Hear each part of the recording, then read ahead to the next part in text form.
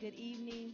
I'm so excited to see people rolling in. I know that 6 o'clock is a tough time. People are getting off work and coming in, but people are signing in and coming in. And I'm so excited about. Yes, yes. If you haven't signed in, please do. Even if you want to do it on the way out, that's fine too. Um, you definitely want to get a count of how many people are here. So thank you. Come on in. Come as close as you can. We'd appreciate it. And as you're coming, I'll tell you a couple things before we officially kind of get started. There are cards on the end of the seats here on both ends if you're in the middle. So, and there also was one if you came in, you might have grabbed one so that if you have a question, especially after our speaker has finished and you want me to read that question, you want to be anonymous, that's fine. I'll read questions, or we'll also have the mics that we can pass around if you want to voice your own question. So that's what the cards are for. So thank you so much. A lot of people told me that they would be running late just because of work or meetings after work. There is childcare. Go down the hall to the last class on the right for children 3 to 5, and then kindergarten to 5th grade. And so we've got plenty of helpers down there. They've got activities and snacks and all those things for our babies.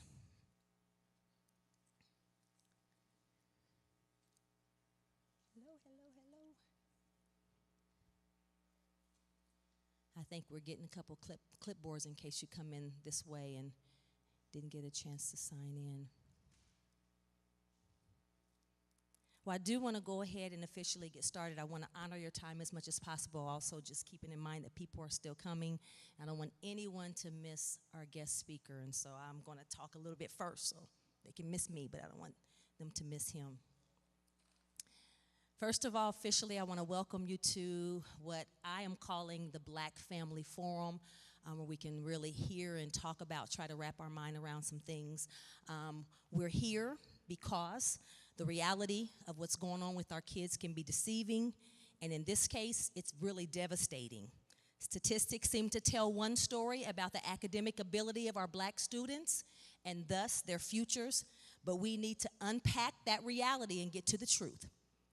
The truth is that there are many other issues that we must consider: cultural competence and relevancy, implicit bias, disposition, a system that was not necessarily, it was not created with black kids in mind.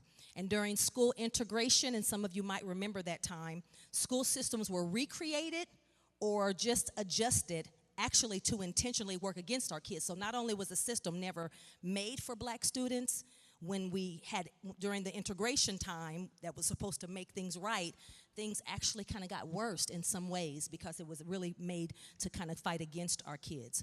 And so today I feel like educators and families are doing what they know to do to fight against the system, to work to make things better for our kids, but the reality is that the system is just not working. It's not working for our kids, okay? There's a lot of other issues, but the system is not working well for our kids. So please don't misunderstand me. I don't believe that the system or people in the system are intentionally working against black students.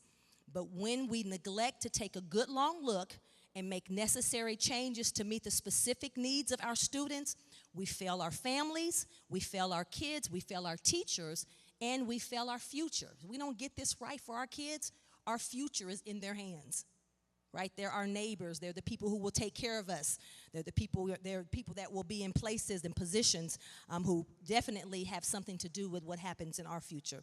So black families, communities, educators, churches, we must meet and wrap our minds around what's really happening. And more importantly, we got to talk about what we can do. I'm so tired, and maybe you are too, in being in education. I'm so tired of going to different events and going places and hearing the same old statistic. The number sometimes moves up a little bit, sometimes moves down, but for black students, we keep popping up at the top of the list for negative behaviors, referrals, suspensions. That, of course, trickles into adulthood, and we keep showing up on the bottom of everything academic, math and reading, and it's the same old story. And so we're here to start a conversation, one that I hope will continue, that will provide important information, encourage personal and community application, and result in true transformation. So we're honored to have our guest here, but before we call him up, Ms. Siobhan, if you will put up I have a quick, just very quick, PowerPoint with some slides I want you just to look at. I want you to see what I keep saying in case you're not seeing these numbers. I want you to see what I keep seeing, what educators keep seeing as we go to these different meetings and we sit and we hear about what's happening with our kids. Hopefully you can see it. Oh, one quick quote. No matter what the professional talkers tell you, I never met a black boy who wanted to fail. I mean, I don't, no matter who you know, whose story you can tell about the little boy next door or little boy in your classroom who just looked like he just could not get right. He didn't want to fail. He doesn't want to fail. Okay, Ms. Siobhan. So I want to show you some data. So the Indiana Youth Institute, IYI, puts out a report. I don't know if it's every year, Dr. Eva, every couple of years they do a kind of a state of the child in Indiana and Delaware County. So I went a couple months ago to this event to see where all of our kids kind of sits in terms of the data. And this is some of the data information that I saw that, of course, unfortunately, I expected, but every time it grips my heart. Go ahead, Ms. Siobhan. And it's hard to see, so I'm going to tell you. So this is the iRead step. This is the state iRead test and kind of just the past percentages here. If you look, the third line from the top is black kids. This is the pass rate for our state, 24.8%. And we're going to talk about some of the reasons, but I just want that to sink in. Okay, Ms. Siobhan, that was I-STEP grades 3 to 8. I think we missed the iRead one. Did we? So that's iRead. Go to, oh, is this the second one? Okay, go back to the iRead one. Okay. Well, oh, it won't stay? Okay, can you see, did you see what it? Okay, so basically the same kind of thing. The percentage is not the same, but we are at the bottom. Okay. This is school discipline. When you look at school discipline, we're kind of that gray second from the yellow over. We're at the top, right? Same old, same old. Okay. School discipline again. Black students in the gray. This might have been, one may be state and one may be, this is county. So this is getting closer to home. Special education shows where our kids fall there. High ability. You guys see where we are? Okay. Now, I'm not going to talk through these. The next few slides, I'm not going to talk through them. I'm just going to show you the titles. The next few slides gets into some of the reasons. It reveals numbers that might give us evidence of what's going on in families and other situations that might be contributing to why our kids are where they are. So we'll talk, and we're not going to talk about this in this meeting, but one of the things I'm hoping, I said this a little bit ago, will happen is as a result of our gather today, I'm hoping that we will continue to have some conversations so we can continue to talk about, this is going to keep happening unless we decide we're going to come together, wrap our minds around this, and hoping that our speaker today can even give us some direction. Hopefully that's not too much pressure on him of what we can do as a community to really be able to fight against some of this, okay, in a very productive way. So household income makes a difference. There's a reason why we are on the bottom in terms of poverty for the most part. There's a reason why, okay. Parental incarceration, because what you see in terms of discipline in the school is consistent with what you see in adulthood for people of color being more, we're the ones who are, you'll see in terms of being imprisoned or being in jail more. There's some reasons behind that. Doesn't just have to do with the crime. And I'm sure you've heard that. So, if I'm in school, my white peer who does the same thing, has the same infraction, breaks the same rule, is less likely to be kicked out, is less likely to be sent to the office, is less likely to be suspended. So there's some other things that are happening in the system. This is not the blame game. It's a system. This is not individuals. There's a systemic problem here. Okay. And that was infant mortality. This has to do with households where the one in the middle, black homes have the greater population of being raised by single moms. So some of that is in there. Go ahead, Ms. Siobhan, if it'll click through. I'm sorry. Is that the next one? Okay, go ahead and go to that was a single moms. Is there one after that? Okay, so this deals with abuse, neglect. Again, I just want to show you the title so that you know that this is not just one-sided. We're looking at everything. This is stress, family stressors. You know, some of the things that families endure that make it harder maybe to encourage some of the positive behaviors or academic success for kids. Go ahead, please. Poverty. You can see where we are. We are 1, 2, 3. So the third two columns, 40%, 33%, that's where we are in terms of poverty. Okay. That was state, this is county, Delaware County. Poverty again. Working poor. Okay, we're not at the very top, but, you know, pretty close. Okay. And then we got so, you know, if you're like, okay, great, we looked at state, we looked at some of what's happening in terms of our county, what's going on in terms of Muncie Community Schools, our kids in the schools. So this is ISTEP data from 2018, and what you see is English language arts, math, and then both. So for ISTEP, the kids are tested on English language arts and math primarily. Those are the main two categories of testing. And so you see those two, and the last one is how many kids passed both. So you can see black students are in the blue, their white peers are in the red, and you can see the difference. We're really not passing very much at all. And then this is iRead. So iRead is the test that third grade students take, and if they don't pass that test, they don't move on to fourth grade. And this is you can see the comparison between the black students in blue and white students. And this is a local picture of what, again, I'm not trying to depress you. Nobody's surprised by this, right? Yeah, so I'm not trying to depress us. There are some issues that have nothing to do with our kids' academic ability. There are some reasons, some things. This is telling only a part of the story. This is not telling most of. There's something else going on in the system. And I said at the beginning, for those of you who are just coming in, that the system was not created for black kids. And then during school integration, that era, the school was tweaked, to be quite honest, to work against our kids because there was a need to prove that our kids didn't belong. So and again, this is not about people. Those people aren't even alive for the most part. This is a system that is not working for our kids, but our kids are still in the system, so we've got to find a way to work on their behalf together.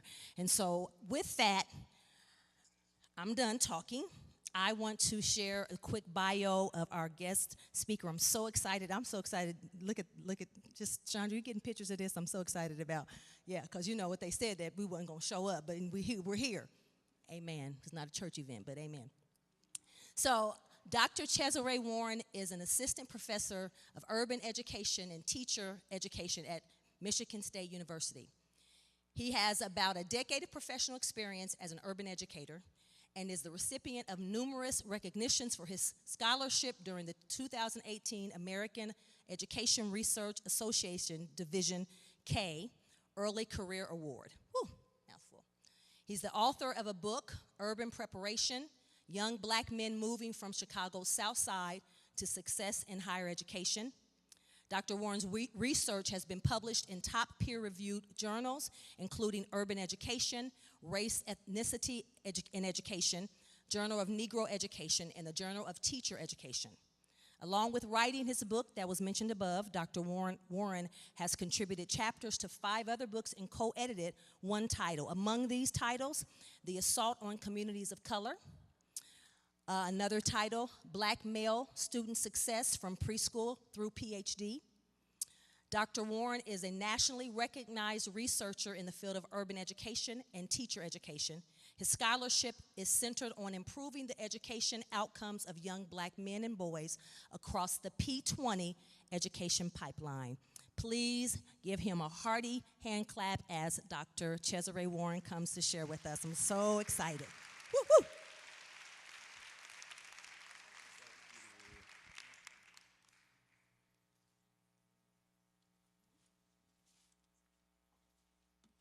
Good evening, everybody. I know I'm in the right place because y'all know that I talk back. So first of all, I just want to thank Scaife. Did I pronounce it right? Mrs. Scaife for inviting me and having me here this evening. I don't know how anybody listens to her and not feel motivated and ready to do some work. So thank you for your passion and your commitment to our babies. And I'm from Chicago, so not very far away. I'm not from Chirac, so when people say that, I don't know what that is. Most of what you love about any major city, you can find it there. Most of what you may not like about any major city, you can find that there too. But it's a home, it's my home, and it's where I learned to do and be who I am today. And as the sister said, I have a lot of credentials, but really I'm just Cesare. Like I'm just very much grew up in the Kojic Church on the south side of Chicago and very much committed to the work of loving black people. And showing up for black people in all the ways that I can.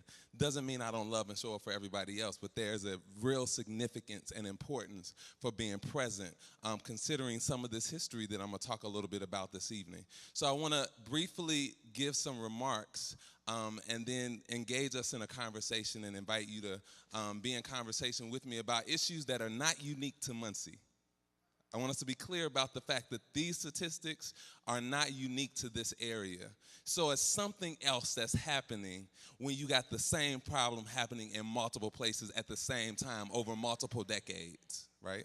And so I think that that's really important to say and for us to feel in some way liberated by the fact that this is not our fault and this is not our problem in the sense that we created it. We can either be complicit in sustaining it or do some work to disrupt it, right, or to dismantle it. I'll say also before I jump in, I was a middle school and high school math teacher in Chicago, and so teaching is at my heart. So it's really nice for me to just move off my notes and be in a space that's really feeling very comfortable and homey. So I feel very, very welcome here, so thank you. So we'll jump right in. I'm also used to pressing my own PowerPoint, so, you know, I appreciate the help from the tech crew, so you can keep going. If you're tweeting, that's my Twitter handle. All right, does this look familiar to anybody? Let me see. Just take a second and take in this image. Anybody in the room never seen this? Okay, so most of you have seen this. Let me set this close.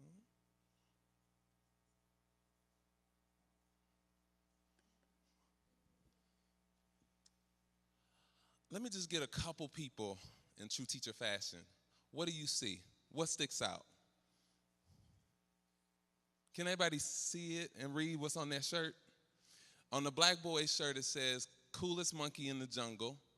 And on the white boy's shirt, it says, mangrove jungle survival expert, and it's a picture of a tiger. If you didn't know, this was published in Mainstream View by H&M. Now, if you're still shopping at H&M, shame on you. No judgment. What sticks out? You got a black boy in a monkey shirt. What's wrong with that?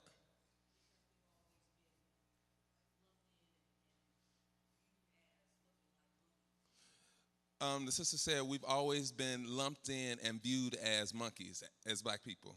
Did I get that right? Okay. Anything else you notice? The facial expression of both? Okay. What about the black boy's facial expression? What does that conjure? A sadness and a longing and a pain in the other face. Yeah. Almost like a disdain. Like, yeah. And in some ways, his facial expression implicitly or sort of implies a sort of superiority. right? I'm sort of looking down on you, even though we're eye level, I'm sort of looking down on you with some disdain. These pictures were published at the same time, and I put them side by side because when you view them separately, when you don't know the history of our characterization as black folks as animals, then you may not understand what the problem might be with this particular shirt. But in part, we put them side by side because you got the survival expert and then you got the monkey. There's a clear relationship between the dominator and who should be dominated. And what's also clear is that this had to go through a lot of eyes before it landed on our laptop or on our phone screen. And it didn't ring any bells. And the question has to be, why didn't it ring any bells? In some ways, if you have decades of statistics like the ones that were just shown to you, and there's not a national crying out or crisis, part of what that suggests is that this is normalized. We absolutely expect in the public imagination for black folks to be subordinate and to be inferior. We don't expect much more. Now, we would never say that, and our good intentions would never allow us to say that, but implicitly, that's the expectation when we read a black body. Go to the next slide for me. Anybody see this one? This is a Dove commercial ad. Anybody want to talk about what you notice in this one? Let's dig out. Yeah.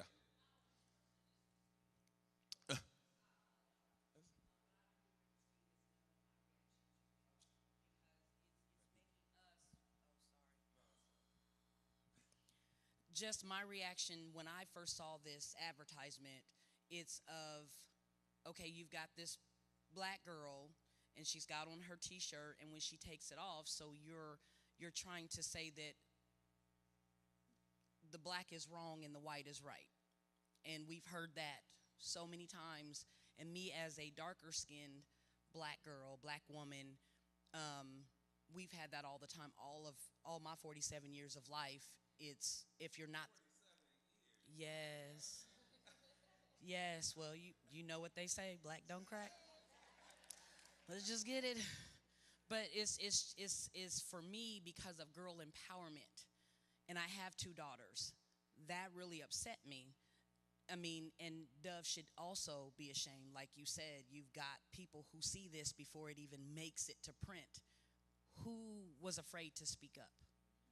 So, Thank you. Oh, next slide. I'm going up to press the button that doesn't exist. Part of what I want us to notice,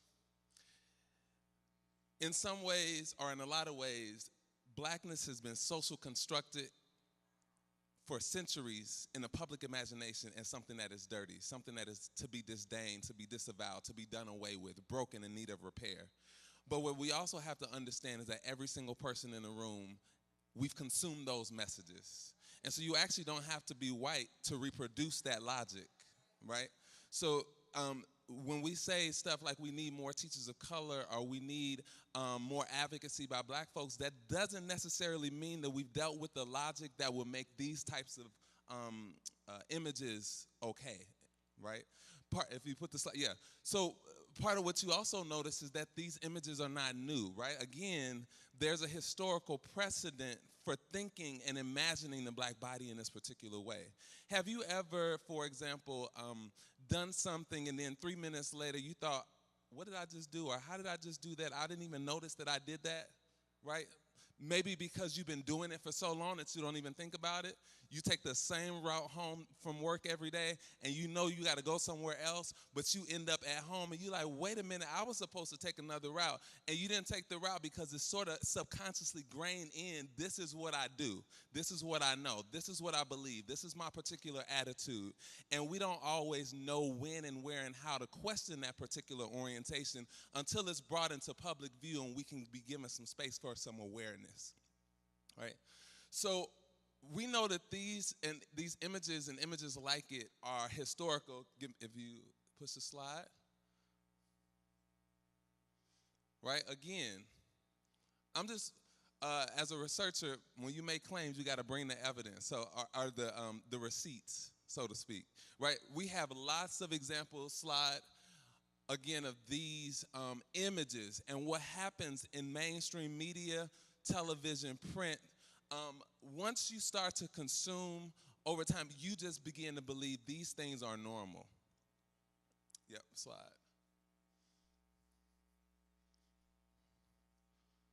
Keep going. Yep, keep going. And you know, when we elected Barack Obama, we became post-racial. Race didn't matter anymore, right? No. Race has always mattered. It is going to continue to matter. But that was the dominant narrative.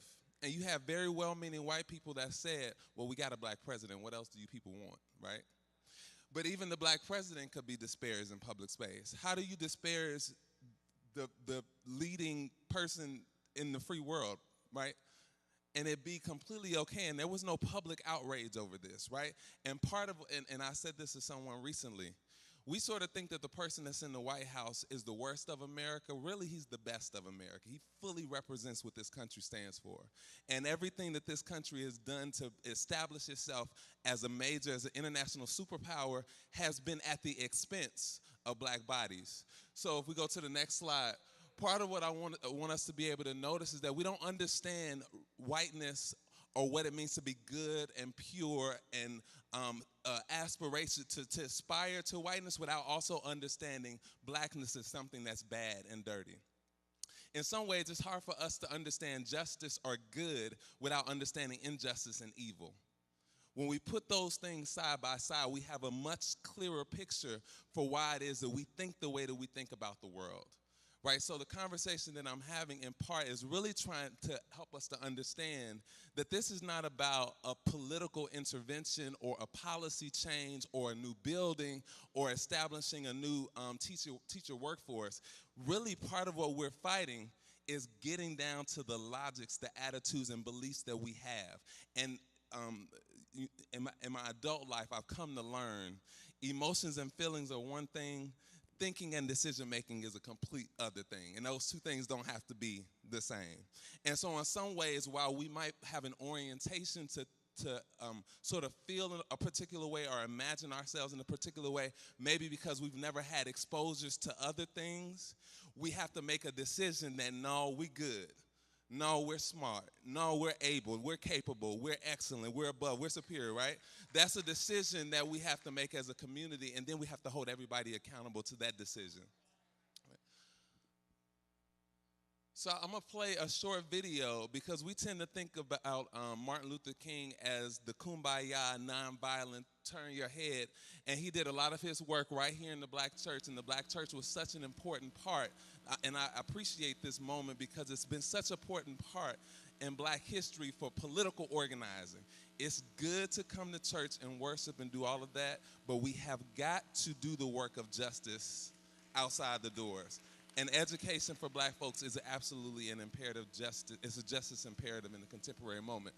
But this particular king, 11 months before his death, was much more radical. People would describe him as much more radical. And part of what it was is that he realized incremental change is not going to reverse the damage that was done in 250 years of slavery. And we know that in 1776, what was the important document that was published in this country? The Declaration of Independence. All men are created equal. What was the chief economic institution at that particular time? Slavery. So in that all men are created equal, you know, none of the folks in the room are imagined. No woman, no gay person, no black person. We were not imagined as men. Certainly we couldn't be created equal. In fact, black folks were property, like this chair. Something to be used to the degree that we're able to advance our own interests. So he comes with a structural analysis, and I'll let him sort of tell you. To the civil rights movement.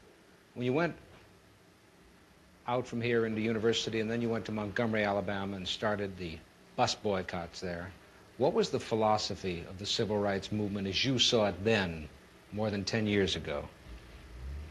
Well, I would say then the philosophy was that we must go all out to use legal and nonviolent methods to gain full citizenship rights for the Negro people of our country. Of course, that particular struggle and that philosophy centered on breaking down all of the barriers of legal. Okay, this is my mistake. This is the longer version, but we don't have 26 minutes to watch it, but I encourage you to do it. I'm going to try to get to the part where he makes his commentary. I think it's 10 minutes.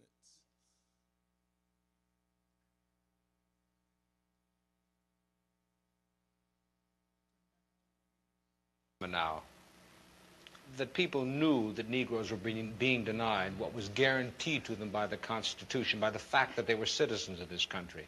Then when they were given those rights, do you feel the white community said, well, we've given them all that we have, now it's up to them? Well, I think the dilemma is much deeper, and I think one during this period of transition has to be very honest with America. And honesty impels me to admit that America has broad racist elements still alive. Racism is still existing in American society in many areas of the society, North and South. And the other thing is that there has never been a single, solid, determined commitment of large segments of white America on the whole question of racial equality. I think we have to see that vacillation has always existed, ambivalence has always existed, and this to me is the so-called white backlash. It's merely a new name for an old phenomenon. I see the white backlash as a continuation of the same ambivalence and vacillation of white America on the whole question of racial justice that has existed since the founding of our nation.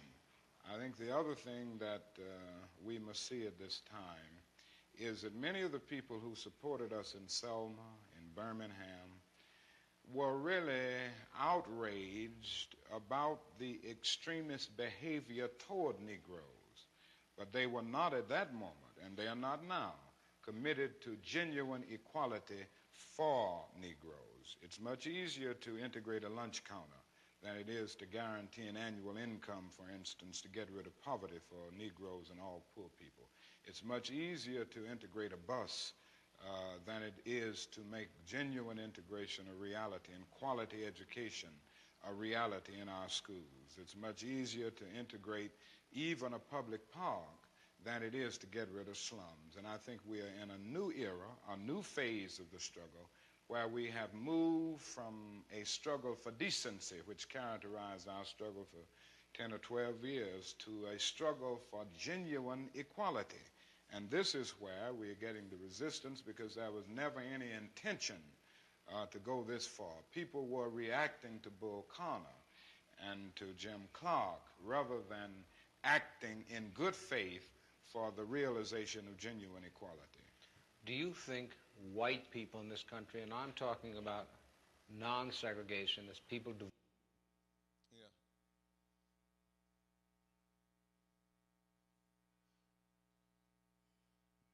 And it's interesting, and when you watch that, and this is 1967, you watch that, what he's saying is not, it's still a thing. 50 years later, you talk about a prophetic voice, right? He goes on to talk a bit more. He asks, the interviewer asks Dr. King, well, really, what is it about the Negro? What does the Negro want? What is the, I mean, and really, the interviewer is kind of racist when he asks this question, but he's like, unlike other immigrants who come to this country, I mean, what do blacks really want, right? And Martin Luther King says, if you use something as a means to an end, at that moment you make it a thing, and you depersonalize it. The Negro was a slave in this country. That was a willful thing that was done. This led to the thingification of the Negro. He was not locked upon as a person. We freed the slaves, but we gave the slaves no land or nothing in reality. Emancipation for the Negro was really freedom to hunger. It was freedom without food to eat or land to cultivate, and therefore was freedom and famine at the same time. He says it's a cruel gesture to say to a bootless man that he ought to lift himself up by his own bootstraps. And as a result of a society that deliberately made his color a stigma and something worthless and degrading. This flies directly in the face of any message that you've ever gotten in school that said, just go to college, just get an education. It's going to level the playing field. He's given us a structural analysis to help us to understand this history and the ongoingness of this history, not in people's intentions, but in people's conscious, their unconscious. Because even how we understand education and how we understand what it means to be a good student or to be studious, we have to imagine that those understandings did not originate necessarily in our community. So when you apply them to our community, we actually live in a generation, and I was a classroom teacher for and working in schools for about a decade. Part of what I noticed just 20 years from being a middle school student and then teaching middle school was that those young people had a different orientation to authority. And part of what I understood is that they were willing to impart because the society said, do you, be you, say whatever you want to say. They took that thing to heart. And it didn't matter that I was standing in front of them as their teacher. So part of what we can get from this generation is this sort of innate refusal to be put into a box structurally. And so we see these trends continue to persist in part because our young people have decided that they're going to refuse their oppression in ways that we learn to be complicit to our own oppression. This is what Carter G. Woodson actually taught us in Miseducation of the Negro. He said, if you go to the oppressor's school, you're going to internalize the oppressor's logics. And then you're going to take those logics into your community. And then you're going to stand in a pulpit like this one and reproduce those logics. And we're doing nothing to actually fix the problem, which is why those logics exist in the first place. Slide. And those logics exist in the first place because at the beginning of this country, at the founding of this country, white, heterosexual, able-bodied, wealthy men were the ones designing and imagining what America would be. Everybody else is collateral damage, but if you have those particular identities, you are most powerful and most privileged in this society. And so we talk about race, but we're not as willing to talk about white supremacy, and we certainly hadn't gotten to the point where we're talking about anti-blackness. So in my full professor sort of space, I'm going to give you a theoretical frame, but I'm going to make it accessible, right? It's easy. White supremacy in many ways helps us to understand why schools, healthcare, criminal justice, why it is across all of these different institutions, you tend to see black folks at the bottom. And that they're at the bottom, we're at the bottom because there is an intention at the founding of this country to sustain our subordination such that white folks can then be subordinate or dominant or superior. Our institutions are designed that way. So when Mrs. Scaife says these are systems, this is not about individual people, she's absolutely right. We don't know what we don't know. Why do you think our history has been hidden from us? And when I have this conversation with my pre-service teachers, all of whom tend to be young white women from rural Michigan, part of what they say to me is that my history and my education has been whitewashed. And it's interesting that they use that language because I never introduced that term to them. But part of what they recognize is that I have been centered and dominant. And had I had this information, I could orient myself differently to the world. I don't wake up wanting to be an oppressive person. But part of, if I don't know and I'm not exposed, if our textbooks only cover slavery as the thing that happened to black people 300 years ago that has no impact on the American dream and this black president that we got, then we never understand how those logics continue to reproduce themselves in our everyday interactions. So what anti-blackness does is it takes this work a bit further to help us to understand the precarity of black bodies within these institutions. And this is what I'm talking about when he says the thingification of a Negro. He's talking about the black body being implicitly read as not human, but a thing, right? It's an act of disdain for blackness. It's a censoring on black suffering. This is how we can see little black girls getting picked up by cops and flung around a classroom, or seeing black kids wanting to go to the pool and then ending up on the ground with a police officer's knee in their back. Black bodies are disposable. Blackness is inherently problematic. This is this helps us to explain how it is that a black child can do the same thing that a white child is doing, and that black child somehow needs all of the specialized services. This is a logic that exists, that's been in existence since the founding of our country, right? And there's an impossibility for our humanity. This is how we can continue to watch time after time black bodies be killed by police and nothing happens to the person who murdered them. And that those people who murdered them tend to be agents of the state. What we don't read in the Declaration of Independence a little further down, it says when those who are governed are dissatisfied with the way that they're being governed, they should resist. That's what this moment is. So if we start to think about what do, we got to start to resist. We got to start to refuse, right? Next slide, please. Yeah, we'll go to the end. I sort of talked about this. I'm sorry. Yep. All right. So I'm wrapping up here so we can sort of get to some of these questions. I know I'm dropping a lot on you real quick. But when I think about this is a big issue, and there are no easy answers, and these battles are not easily won. But part of, again, the beauty of this particular moment, and you all are here in the space, is that it is in our collective organizing. I see this as an opportunity to organize, to get together, to set some priorities and say, I know this is what you said, but this is what we want, right? And so when I say demand accountability, in some ways, beyond once a year telling us how many students pass the standardized test, tell us something else about young people. What else do we need to know? Does my child believe that they are loved and cared for in this building? What percentage of students will argue that? We can actually ask that of our schools. I think that there have to be different metrics that we use to determine a school's effectiveness. And states and federal governments are going to find what is the easy catch-all: test scores, attendance rates, the stuff for any teachers in the room, all of the stuff that we are constantly being held accountable to, that really says not very much about the relationships and the time that we spend with young people, inviting them into a space where they feel loved and cared for. We need some different metrics. And I also want to be clear that this is not a conversation just for parents. This is not a conversation just for community folks. This is a conversation for every single education stakeholder. This doesn't work, and when I've seen models of communities taking over schools, it's because everybody got together and decided we're in this thing together, and anybody that's not in this with us, we're going to steamroll them, right? And there are ways and power that we have, and I think, not to go too far off script, we don't often understand as black folks the real power that we have. As a professor, one of the things that I have to tell black students all the time is that you are not a guest at this university. You were admitted just like everybody else was admitted. And so sometimes we tiptoe around like, thank you, I'm so happy to be here. Thank you for inviting me. You're paying your money like everybody else, and you better believe that everybody else is treating me like they're a consumer. They're spending their money, they have an expectation. As a public, we have to place demands and public accountability on public institutions.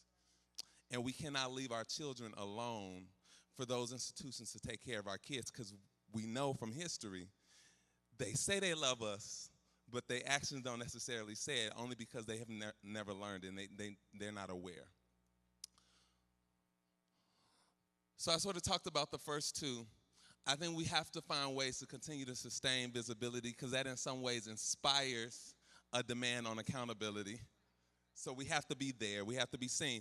And I do recognize the complexities around working and taking care of families, but that's why we need community people who may be a little further along in their lifespan, who may have a little bit more time to say, let's get on the schedule. We're going to have somebody in the community in this school all 7 hours of the day just patrolling. And if it's a public institution, they can't tell you they can't put you out. Because then we come in a meeting like this, how are we going to go up to the school and handle them trying to put out so-and-so who wants to walk around, right? That's important. And you better believe that teachers and educators are collecting data on your children. Why aren't we collecting data on them? I think that's important. A young person can take a picture, write a note.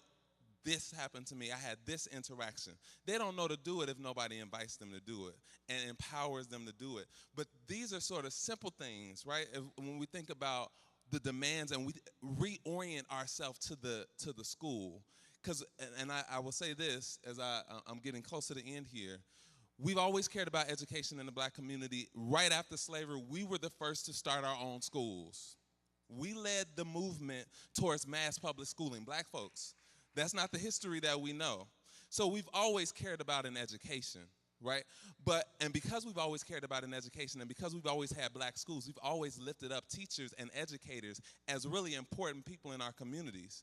Then Brown happened, so many black educators got wiped out, and we continue to have this esteem for educators, but not necessarily recognize the power that they have to really actually sustain our oppression. So we have to be able to push back. And that sort of brings me to the last point here. Black history is not a priority, it really is a luxury. You can hit that slide again, I think I have one more. And in any ways that we can continue to make black history present, because the other thing I like to think about history is always being made. In this particular moment is being made. I've never given this talk at a church. I'm making history right now, right? But this is important, right? Because we're the people that really need to hear it.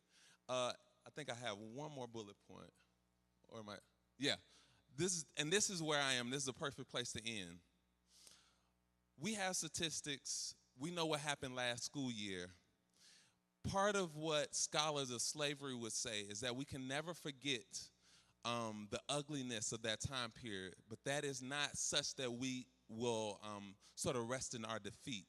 We don't forget because it also shows us the power and persistence and possibility of black people to have gone through over 250 years of slavery. And if you think about it, we've been emancipated less time than we were enslaved. So you build this institution over 200 years. It's going to take some time to undo it, but we need to know that history such that we will always advocate possibility. I know what the data says, but this is the vision that we have, right? Without vision, the people perish, right? I'm in a church, so I know y'all know that. Yeah. So I'm going to stop there and invite us into, I think you got the last slide here. Yeah. And invite us into a conversation. Thank you for your time.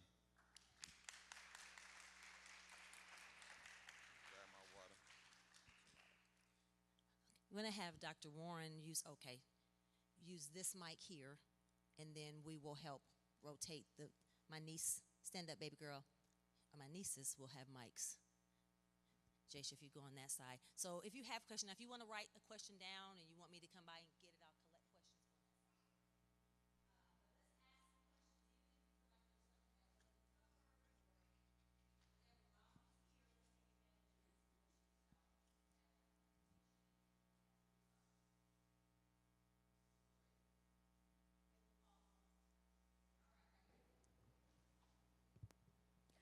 So you didn't touch on this. This is a little still within the realm, but off topic. What is the best way that we can teach to young people affirmative action? Because oftentimes the narrative is, well, you're black or you're mixed, so I mean, you're going to be a number. So what is a good way that we can educate on that very term and that existence?